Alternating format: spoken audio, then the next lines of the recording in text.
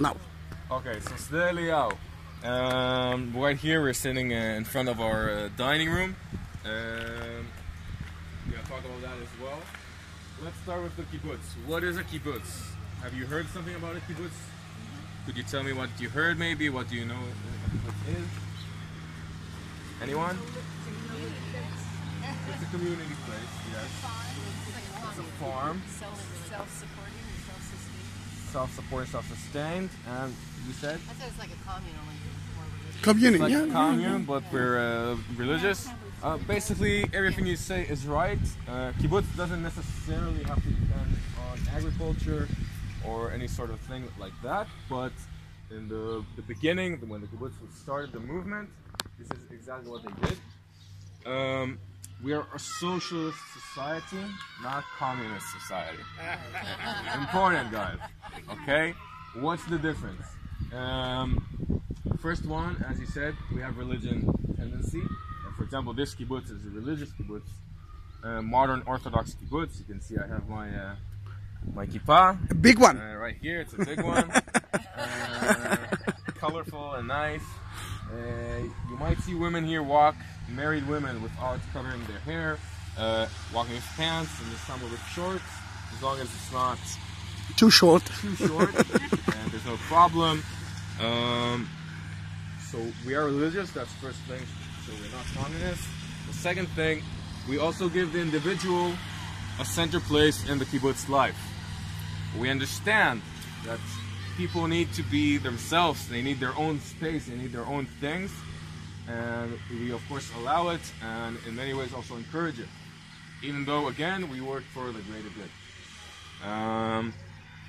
During the history we did have in Israel kibbutzim with tendency more to the communist side, with more tendencies to Russia even. These are mostly the groups that came from Russia, or ideology that came from Russia after the revolution and in the beginning of the 20th century. Sorry. So what is a kibbutz? We started this communal way of living. If we want to put it in one sentence, it would be we give as much as we can and we get what we need. I think the key phrase is get what you need. Okay? It's not what you want, because you can't always get what you want, but what you need. So the kibbutz is supposed to take care of all our basic needs.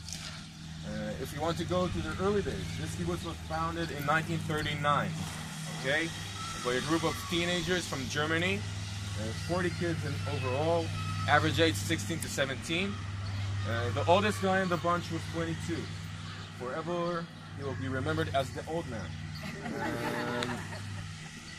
And they came here. In the beginning, what does a kibbutz need to supply? What does a kibbutz need to give you first of all?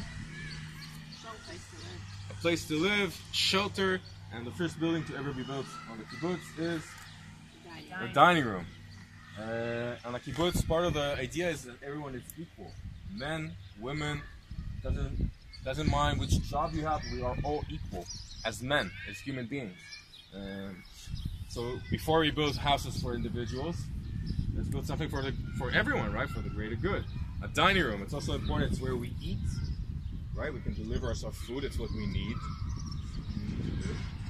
It's a religious kibbutz, so it was also our synagogue. It's where you have meetings, have decision made.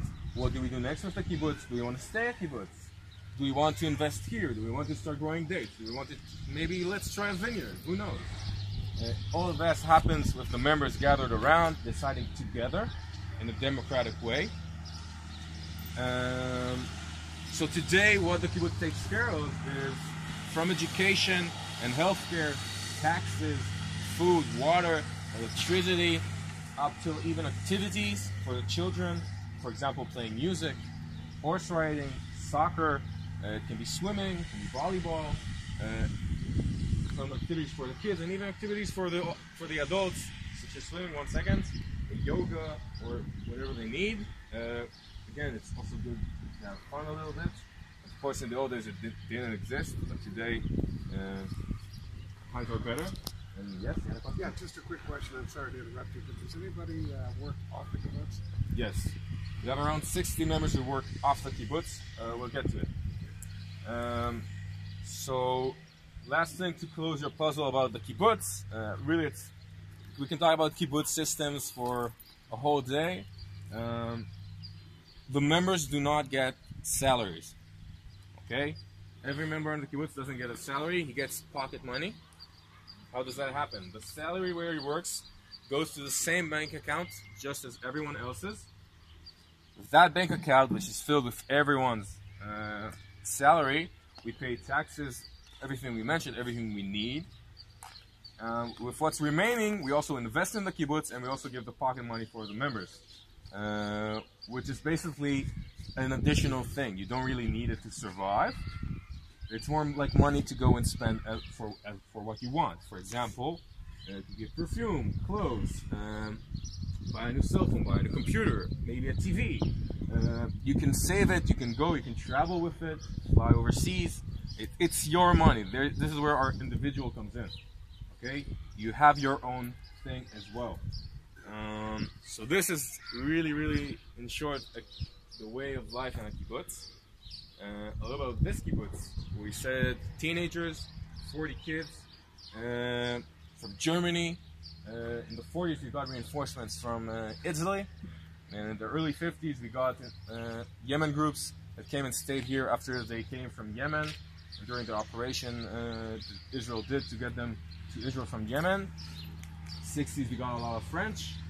And 80s, we got some Anglo-Saxons. You can hear my accent is not typical Israeli. I know German. True. Yeah, that's because my mom is American, my father's South African. Yeah. Just like my wife. So, yes. I have a question about the children. I know in some kibbutzim they're separated from their parents, right? What are they doing here? She heard in some kibbutzim that children are separated from their parents. We'll get to that later on the tour. This kibbutz, it's not anymore. Yeah.